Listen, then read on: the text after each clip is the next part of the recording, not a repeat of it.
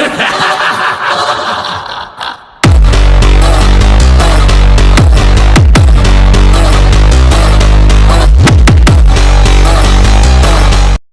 is it going, CNN Fitness? How's everybody doing?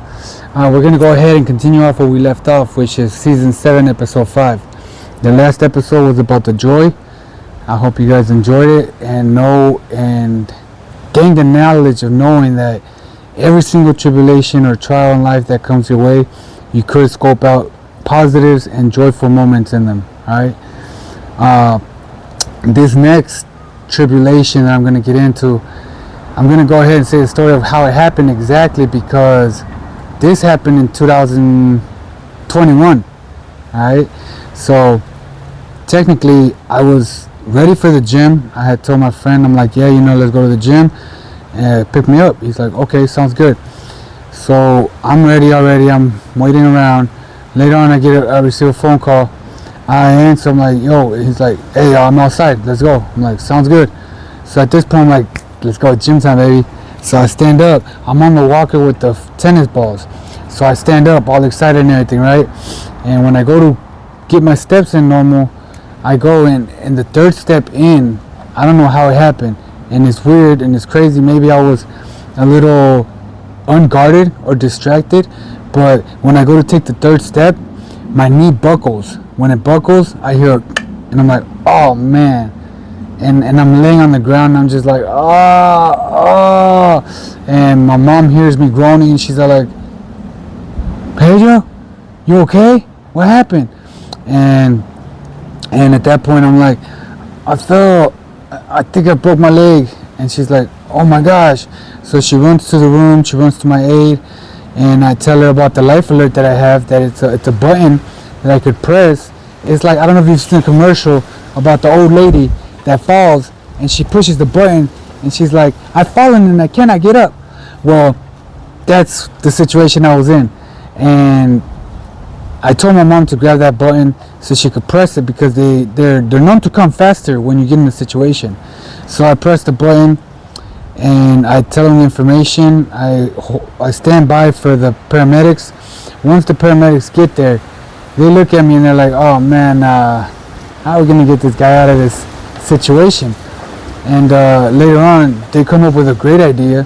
They end up grabbing a blanket, they slide it under me, so then from there they just pull me out of the room. Since it was so crowded with my bed, the refrigerator, the drawers, they pull me out of the room. When they pull me out into the living room, at that point, that's when him and his partners go stand me up or put me on the stretcher, and they transport me to the hospital. Now the crazy part was that it hurt. I still remember there was a bruise right here, a big old bump, like a bubble full of like pus or something. I had never seen that bubble in my life before. I thought it was weird, and I was just like, yeah, I kind of felt like popping it, but I knew that wouldn't have been the sanitariest thing to do.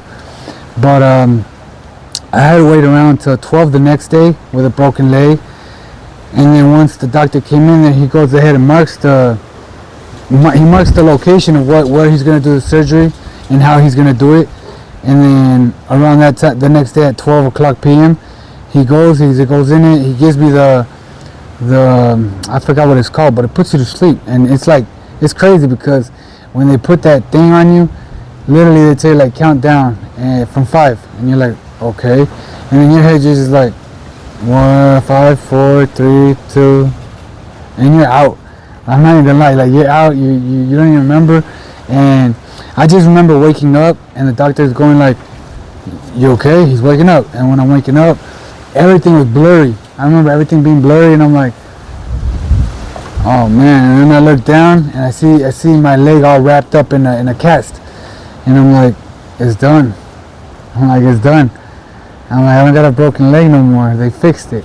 And I'm happy, and I'm like, now it's time to start getting into recovery mode, because you want to recover and you want to get back to where you were, so you can start living with happiness and humble again, because you feel more like, well, it was a setback that made me stronger, that I learned a lot of different things from, that hopefully in a way it made me better, and from there I ended up getting scripted into rehab again. So again, I had to be away from my family. I had to be away from my loved ones. I needed patience. I needed strength. I needed courage. I needed a lot of things that God filled me with, that He made me help get over that tribulation.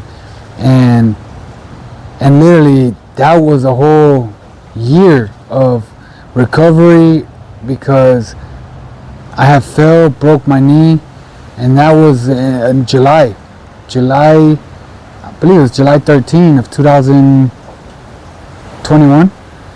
And yeah, like the pictures that I have put up, those are the pictures that I got.